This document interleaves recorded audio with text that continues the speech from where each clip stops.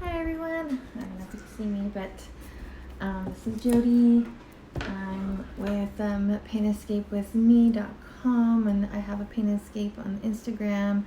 My daughter runs the Paint Escape company in California, Alyssa, and so I just wanted to continue on with art lessons and painting and keeping everyone busy this time where we're at home, where we should be resting and not worrying, right? Okay, so this is a good way to keep your kiddos busy, or even you, if you want to create something funny, just to get your mind off of things, de-stress about the situations. So I'm going to do a comic strip lesson.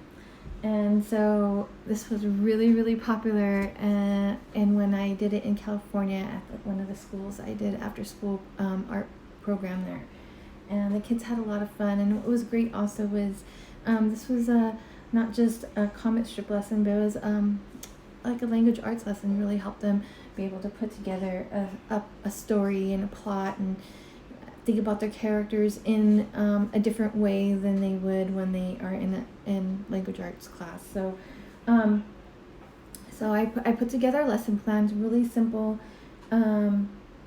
Parents, please message me if you want me to email you the my document. I can. You can keep it on hand, and you can change it up to however you want for your student or your child.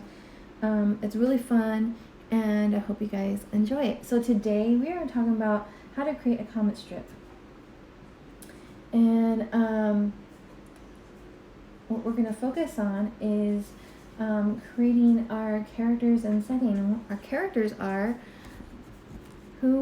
what the comic strip is about, the main characters. And then the setting is what it's going to be set in. So it could take place at a park, it could take place at the house, and a quick example of that is when I was creating my lesson calls. Sorry, make sure it's still on.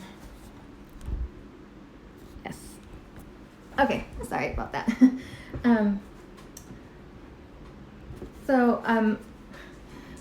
I taught the kids that, because right away they want to learn how to create Iron Man, and when you think about a comic strip, comics, that's what kids think is about the superheroes and stuff. And Bob, can you sit down, please? And so that's my dog, and so I talked to them about creating things that inspired them around in their life. And so our main inspiration for funny things is our dog Bob. We have a boxer, and he is the goofiest character ever. And so I created this comic, make sure you guys can see it, about Bob, about the first time he met his stuffed animal for Christmas that the boys bought him. And so this is exactly what Bob was doing during Christmas. His first Christmas with this was the boys wrapped his present up, and the boys were worked at a meat market, and so they wrapped up his gift in meat wrapping, and of course it came smelling like the meat market, and so he just sat and just stared at that package the whole time until it was time to open it. And when he opened it, he had a stuffed pig. And so this is what I imagined what it was like for him. And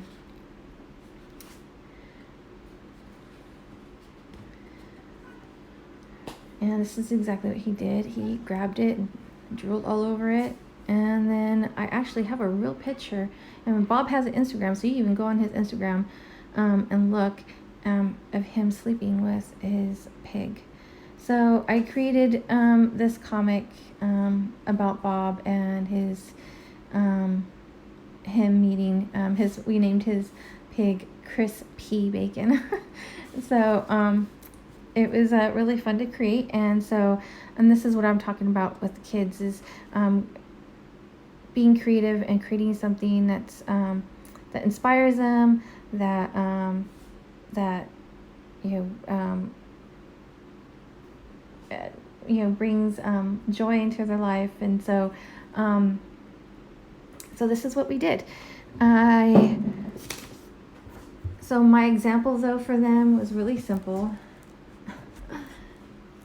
I have my two main characters for my teaching was these two birds. And so I have a happy bird and a snooty bird, and so I'm going to demonstrate drawing that here.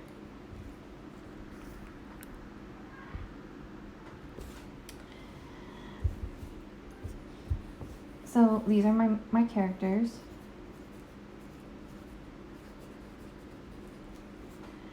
And for kids, when you guys are creating your characters, you want to make them as simple as possible.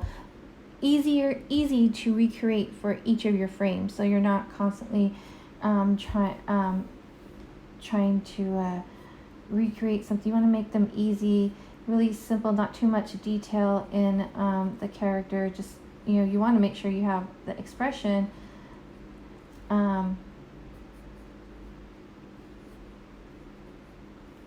for it.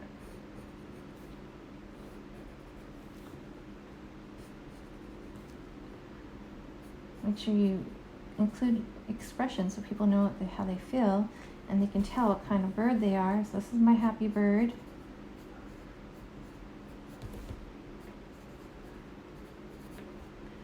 And this is my snooty bird.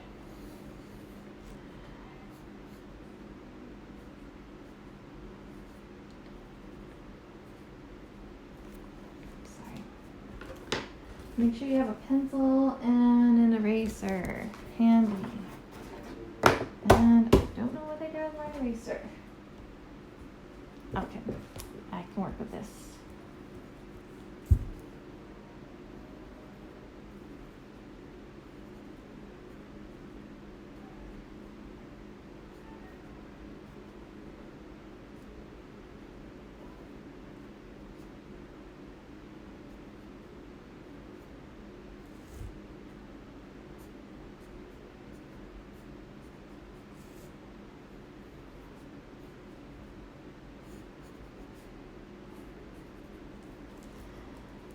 And she's my snooty bird. And it all takes place on a tree.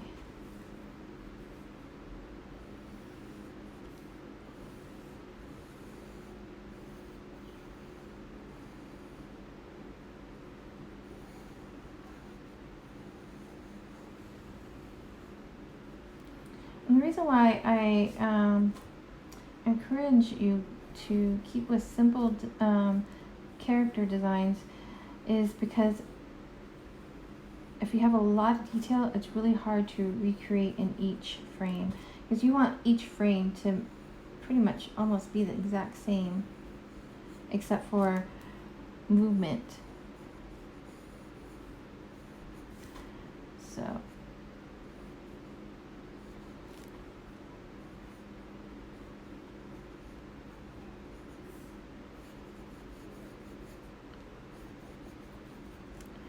So there I have my my characters and my setting.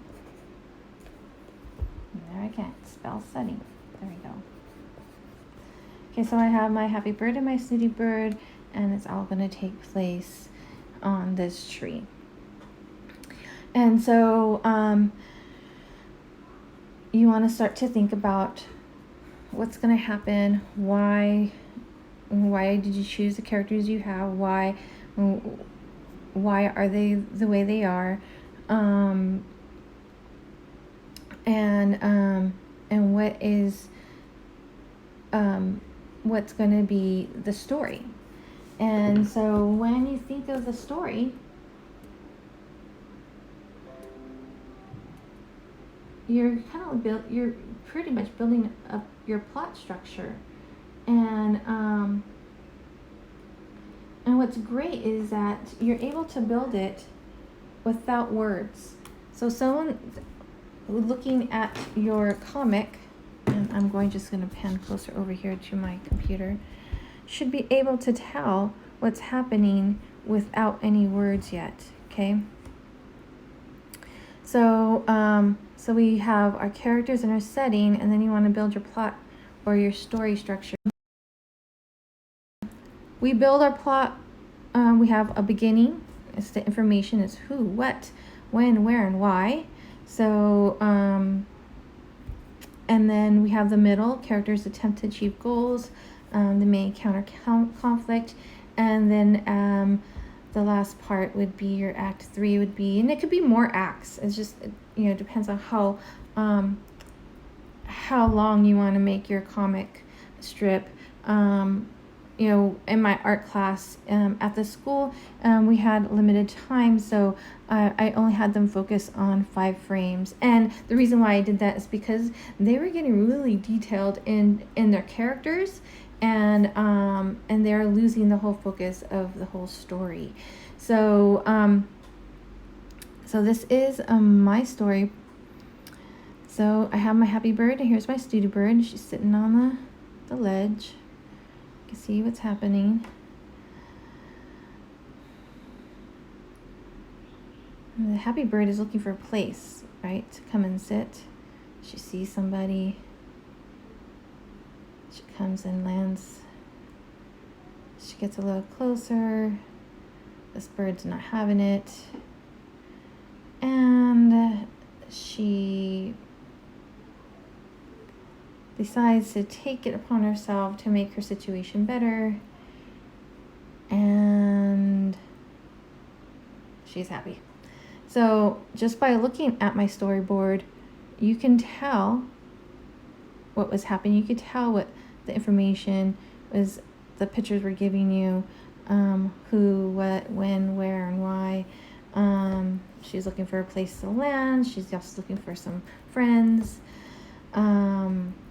This bird just wants her alone time. She wants to just sit in her little high branch and be left alone.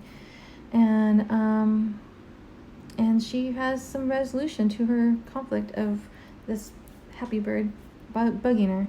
So so for kids, what I want you to do is to focus on your characters and your setting, and then to start to think about the beginning. What's the information? What's happening?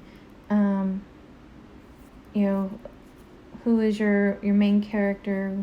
You know, what's gonna happen? And we already have your where, your setting, and why.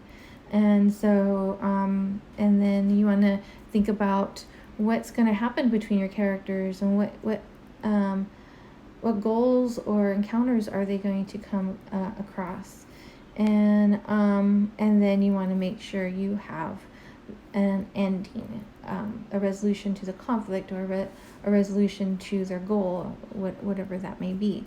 So, like I said, this is going to be a really quick first lesson. Work on your characters and setting. Have your parents, you can message me or email me at jartgirl@gmail.com, your ideas, and then I can email you back and give you some feedback if you need to. But this is a really great way to do a little language arts / art project with your kids. Keep their minds thinking and creating stories. And then tomorrow I will have more for you, putting together our comic. I'm going to work more on the characters and how to create your characters. But like I said, keep your characters simple, because you want to make sure you can recreate them in each of your frames. Okay? You guys have a blessed day, and I will see you guys tomorrow.